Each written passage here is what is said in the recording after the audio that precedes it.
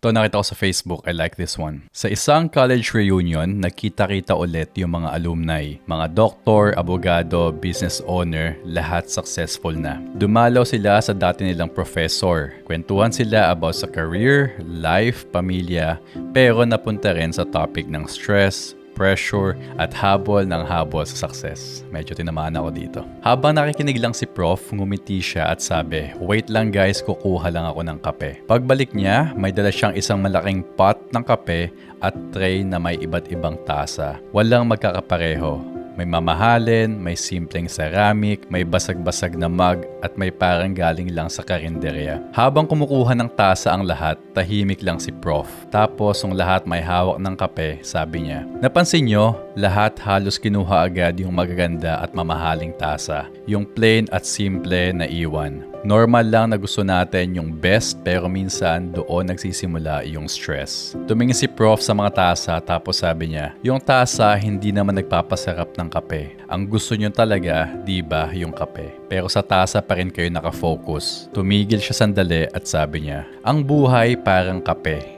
Yung trabaho mo, bahay, pera, status, yan yung mga tasa. Oo, importante sila, pero hindi sila ang essence ng life. Ang problema, masyado tayong nakafocus sa tasa, kaya hindi natin na-enjoy yung kape. I love that one. Ngumiti si Prof at sabi niya, tandaan nyo, hindi porket kompleto ka sa lahat, masaya ka na. Pero yung marunong magpasalamat at mag-appreciate sa meron sila, sila talaga yung masaya.